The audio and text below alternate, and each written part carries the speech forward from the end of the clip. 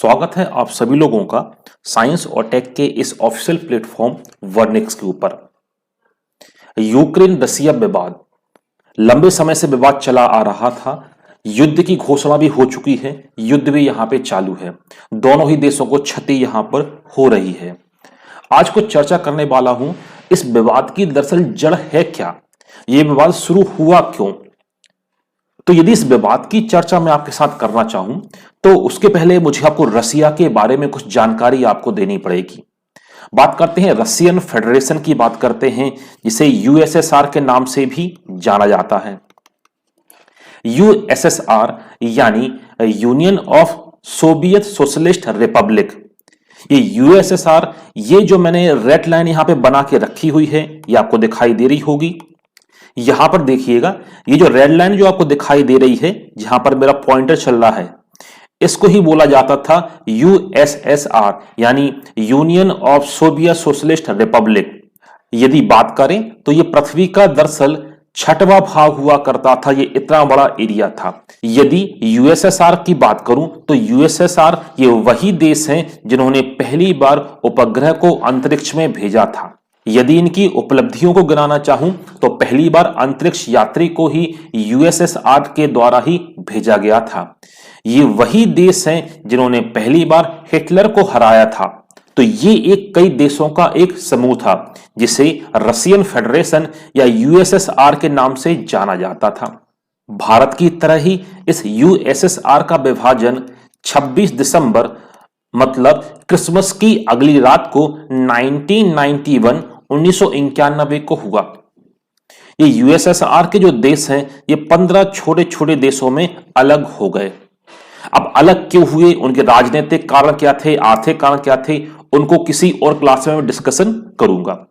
USSR का जो विभाजन 15 छोटे देशों में हुआ, तो ये 15 छोटे देश कौन कौन से थे, यहां पे आप देखिएगा, आपको दिखाई दे रहा होगा Estonia, Latvia, Lithuania, Belarus, Ukraine, Moldova, Georgia, Armenia, Azerbaijan, Kazakhstan, Uzbekistan, Kyrgyzstan, Tajikistan और तुर्कमेनिस्तान, और 15वां देश हो गया यहां पर रसिया। तो इसका जो विभाजन 15 छोटे छोटे देशों में हुआ था। तो वर्तमान समय में रसिया का सबसे ज्यादा जो तनाव जो चल रहा है, वो मैंने येलो कलर से इसको बना हुआ है, आप देख पा रहे होंगे। यूक्रेन के साथ रसिया का तनाव यहां पर चल रहा है। अब इसके तनाव के चलने के कारण क्या हैं, आइए इसके ऊपर करते हैं चर्चा।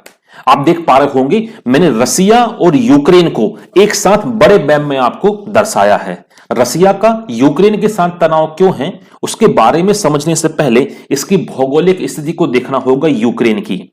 आप देखिएगा यूक्रेन के इस तरफ, आप देखिएगा नॉर्थ की तरफ, आप देखिएगा एक कंट्री आपको दिखाई दे रही होगी बेलारूस।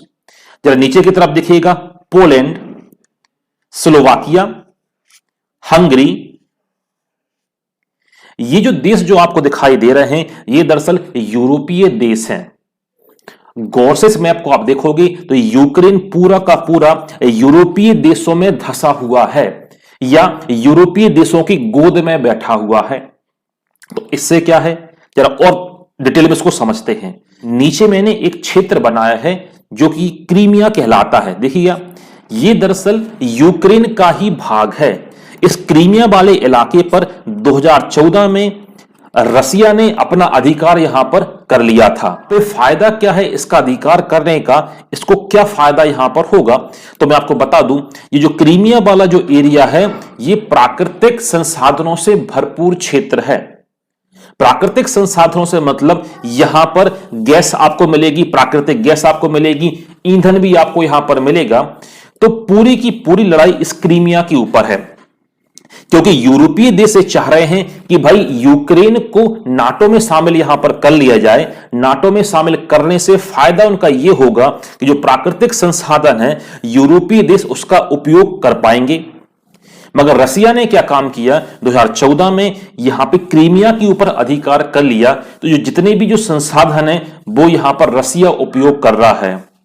इसके अलावा यूक्रेन के दो भाग जो आपको दिखाई दे रहे होंगे, डोनेस्क दिखाई दे रहा होगा और लुनेस्क आपको ये दिखाई दे रहे होंगे। तो ये जो दो भाग जो हैं, इनके ऊपर भी इनके ऊपर भी रसिया ने अपना अधिकार यहां पर कर लिया है। यहां से रसिया ने क्रीमिया, डोनास्क और लुनास्क के ऊपर अपना अधिकार कर लिया है। क्रीमिया पर अधिकार करने से फायदा इसको क्या है, तो मैं आपको यह बात बताऊं, जो क्रीमिया से पाइपलाइन होती हुई गैस पाइपलाइन ये यूरोपीय देशों को जाती है। क्रीमिया से होती हुई यूक्रेन के रास्ते ये यूरोपीय देशों को ये गैस पाइपलाइन जाती है। अब आप सभी को पता है यूरोपीय देश जहां पे ठंड ज्यादा पड़ती है, कहा जाता है कि रसिया की जो गैस पाइपलाइन है यूरोपीय देशों की एक लाइफ लाइन है।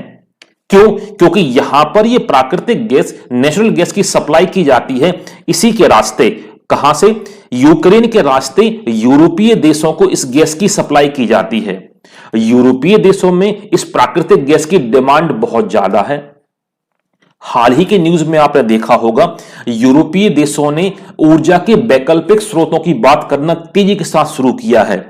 क्यों? क्योंकि उनको पता है उनकी जो लाइफलाइन है वो रसिया के माध्यम से क्रीमिया से होती हुई यूक्रेन के आगे, यूक्रेन से चलती हुई यूरोपीय देशों को यहां पर पहुंच रही है। यदि विवाद ज्यादा बढ़ा तो रसिया ये पाइपलाइन को ब्रेक करेगा, यहां से उसको सप्लाई को रोकेगा, तो यहां से यूरोपीय देश प्रभावित होंगे। इसलिए वर्तमान समय में यूरोपीय देश जो हैं यहां पर वैकल्पिक ऊर्जा के स्रोतों के ऊपर लगातार ध्यान दे रहे हैं। हाल ही में आपने समाचारों में भी देखा होगा। तो जब क्रीमिया के ऊपर इसने अधिकार किया रसिया ने, तो मैं आपको बता दूं क्रीमिया के ऊपर अधिकार, लुनास्क के ऊपर, डोनास्क के ऊपर जब अधिकार हुआ तो यहां पर पहले G8 चला करता था, यह विकसित देशों का समूह हुआ करता था। इसके बाद G8 से यह G7 हो गया, रसिया यहां से बाहर हो गया। आप सभी को पता होगा G8 स्टार्टिंग में इसको बोला गया था, G8 कहा जाता था, जिसमें रसिया भी शामिल था। इसके अलावा आपको विकसित देशों का ये एक समूह था जिसमें Canada, America, Britain, France, Germany, Japan, Italy और रूस शामिल थे। इसका गठन 1975 में यहां पर किया गया था। आगे चलकर G8 G7 में तब्दील हो गया। रसिया ने अपने आप को यहां से बाहर कर लिया और यहां पर जो देश जो बचे, जो शेष देश जो हैं Canada, America, Britain, France, Germany, Japan, Italy, तो रूस ने अपने आप को यहां से बाहर कर लिया। तो देखिएगा जब क्रीमिया के ऊपर अधिकार हुआ, लुनास्क और डोनास्क के ऊपर अधिकार हुआ, तो यहां पे G8 से G7 आपको देखने को मिला। क्रीमिया बहुत ज्यादा महत्वपूर्ण इसलिए है क्योंकि प्राकृतिक संसाधन है, प्राकृतिक गैस आपको यहां पर देखने को मिलेगी, जो कि यूरोपियन देशों की लाइफलाइन यहां पर कही जाती है। तो सबसे बड़ा मुद्दा प्राकृतिक संसाधनों का उपयोग करना है। रूस को यह लगता है, क्यों? क्योंकि यूरोपीय देश जो हैं इस यूक्रेन को नाटो में यदि शामिल कर लेंगे, याद करिएगा नाटो में आपको बता दूं है क्या, आगे मैं चर्चा करने वाला हूं। रसिया को यहां पर यह लगता है कि यूक्रेन नाटो में यदि शामिल हो जाएगा, अब नाटो है क्या, नॉर्थ अटलांटिक ट्रीटी ऑर्गेनाइजेशन, ये करीब 28 देशों का एक समूह है जो एक दूसरे के साथ जीने मरने की कस्में खा चुके हैं। उनका कहना यह है कि नाटो के किसी देश के ऊपर आक्रमण होता है तो यह यूएसए के ऊपर आक्रमण समझा जाएगा। नाटो की खुद की अपनी परिषद, प्रतिरक्षा समिति, उप समिति, सैनिक समिति, पूरा का पूरा एक पूरा सेना का साजो सामान इसके साथ में है। नाटो में यदि यहां पर ये यूक्रेन शामिल होता है तो नाटो की पावर जो बढ़ती है वो यूएस यहां पे उसको कंट्रोल करता है। तो वैश्विक तौर पर दो महाशक्तियों यूएसए और रसिया के बीच टकराव की स्थिति बनती है। हाल ही के समाचारों में आपने देखा होगा करीब 20,000 से ज्यादा भारतीय नागरिक यूक्रेन में अभी हैं। तो उनको निकालने के लिए चूंकि एयरपोर्ट तो यहां पर बंद कर दिए हैं, देखिएगा जब एयरपोर्ट यहां पर बंद कर दिए हैं तो यहां पर उनको निकालने के लिए आज ही मैं न्यूज देख रहा था, तो भारतीय राजनयिकों ने यहां पर एक अल्टरनेट सोर्स यहां पे बताया है। उन्होंने यह बताया कि यूक्रेन के रास्ते हंगरी हो गया, पोलैंड हो गया और बेलारूस जो हो गया, यहां पे 5 से 9 घंटे की दूरी यहां से पड़ती है, क्योंकि रसिया की सेनाएं कीव तक यहां पर पहुंच चुकी हैं। तो भारतीयों को निकालने के लिए एयरलिफ्ट का सहारा इसलिए नहीं लिया जा सकता क्योंकि रसिया ने उसके एयरपोर्ट के ऊपर कब्जा कर लिया है और कई एयरपोर्ट को तबाह भी कर दिया है। तो भारतीयों को निकालने के लिए यूरोपीय देश बेलारूस, पोलैंड, हंगरी जैसे देशों से सड़क माध्यम के द्वारा बाद में यहां से इनको एयरलिफ्ट किया जाएगा। एक अच्छी रणनीति यहां पर बनाई गई है। आप देखेंगे यूक्रेन के राजनयिक ने एक बयान यहां पे दिया है, तो कल से न्यूज में बड़ा चल रहा है कि मोदी मनाएंगे व्लादिमीर पुतिन साहब को। उनका यह कहना है कि मोदी जी की बात पुतिन साहब यहां पर मानेंगे, तो ये उसी का न्यूज का मैंने एक स्क्रीनशॉट यहां पर लगाया हुआ है। तो प्रेस कॉन्फ्रेंस के माध्यम से ये लोगों को बता रहे हैं कि मोदी जी यदि चाहें तो बात करके पुतिन के साथ बैठकर इस मुद्दे को सुलझा सकते हैं या युद्ध को टाला जा सकता है, क्योंकि युद्ध में दोनों का ही नुकसान यहां पर हो रहा है। आज ही यूएस ने अपना बयान जारी किया है। उसने यहां पर यह बोला है कि यूएस की सेनाएं यूक्रेन में नहीं जाएंगी, हां, मगर रसिया के ऊपर बड़े आर्थिक प्रतिबंध यहां पर लगाए जाएंगे। रसिया और यूक्रेन के बीच विवाद की अब आपको जड़ समझ में आई होगी, क्योंकि ये जो एरिया जो आपको दिखाई दे रहा है, ये पूरा का पूरा एरिया यूरोपीय देश है। यहां से यूरोप स्टार्ट हो जाता है। यूक्रेन यूरोपीय देशों की गोद में बैठा हुआ है। इस मैप में रसिया और यूक्रेन की भौगोलिक स्थिति आपको और ज्यादा स्पष्ट होगी। क्रीमिया जहां पर रसिया का अधिकार है, लोनास्क और डोनास्क वाला जो एरिया है यहां पर भी रसिया का अधिकार है, और यहां से क्रीमिया से यूक्रेन के माध्यम से होती हुई पाइपलाइन यूरोपीय देशों को जाती है। इनके बारे में आपके साथ डिस्कशन कर चुका हूं। एक बात और मैं आपको बता दूं, जब रसिया ने यहां पे युद्ध शुरू करने के पहले भी जो लोनास्क और डोनास्क के एरिया में जो लोग रहा करते हैं, ये दरअसल मूल रूप से रसियन लोग ही हैं। ये रसिया में ही शामिल होना चाहते हैं। तो पहला जो विद्रोह जो किया था, ये इन्हीं लोगों ने यहां पर स्टार्ट कर दिया था युद्ध शुरू होने के पहले। थोड़ी सी चर्चा करना चाहूंगा मैं आपके साथ नाटो के ऊपर। उसके पहले थोड़ी और भौगोलिक स्थिति के बारे में चर्चा कर देता हूं। ये देखिए, ये है यूक्रेन वाला एरिया जहां पर कीव तक रसिया की सेनाएं पहुंच चुकी हैं।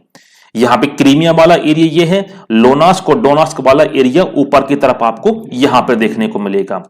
जो नीचे की तरफ आपको देखने को मिलेगा, यहां पर है ये ब्लैक सी यानी काला सागर।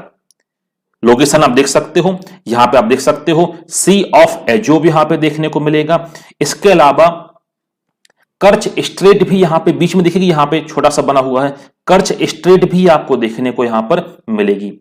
तो बोलना चाहिए कि जो आने वाले एग्जाम के पॉइंट ऑफ व्यू से कुछ काम की बातें हो जाती हैं। कर्च स्ट्रेट हो गया, सी ऑफ एजोव हो गया और ब्लैक सी हो गया। पूरा का पूरा विवाद जो है ये नाटो में यूक्रेन को शामिल करने के ऊपर ही है, क्योंकि जैसे ही यूक्रेन नाटो में शामिल होता है, तो मैंने आपको बताया है नाटो के जितने भी सदस्य हैं उन्होंने एक साथ जीने मरने की कस्में खाई हैं। कहने का मतलब यहां पर यह है कि नाटो के किसी भी देश के ऊपर किसी भी देश ने अटैक किया तो यूएसए के ऊपर अटैक माना जाएगा।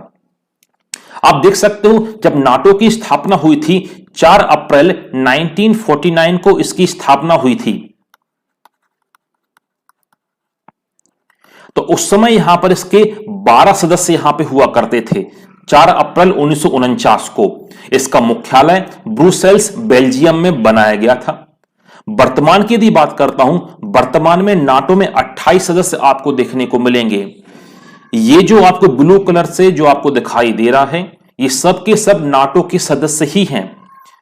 बात करता हूं इसमें बेल्जियम, कनाडा, चेक रिपब्लिक, डेनमार्क, फ्रांस, जर्मनी, यूनान, Hungary, Iceland, Italy, Luxembourg, Netherland, Norway, पुर्तगाल, पोलैंड, स्पेन, टर्की, ब्रिटेन, संयुक्त राज्य अमेरिका, Latvia, Lithuania, Estonia, Slovenia, Bulgaria, Romania, Albania और क्रोएशिया जैसे देश यहां पे शामिल हैं। यदि यूक्रेन यहां पे नाटो में शामिल होता है तो उसको नाटो का पूरा सपोर्ट यहां पर मिलेगा, जो रसिया कतई ही नहीं चाहता है, क्योंकि नाटो का जब सपोर्ट मिलेगा तो यूरोपीय देशों के ऊपर उसके जो प्राकृतिक संसाधन जो हैं, जो क्रीमिया हो गया, उसके ऊपर उनका आधिपत्य होने की संभावना के कारण यह युद्ध यहां पर छिड़ा हुआ है, क्योंकि रसिया पूरा यहां पर विरोध कर रहा है कि नाटो में शामिल ना हो, क्योंकि प्राकृतिक संसाधनों के ऊपर ही पूरी लड़ाई यहां पर है। तो यह था रसिया और यूक्रेन के बीच में विवाद की जड़ यहां पर क्या है। आई होप जानकारी आपको पसंद आई होगी। कमेंट बॉक्स में कमेंट करके आप अपने सुझाव और सलाह बिल्कुल आप दे सकते हैं। मिलते हैं किसी नए रोचक वीडियो के साथ। धन्यवाद।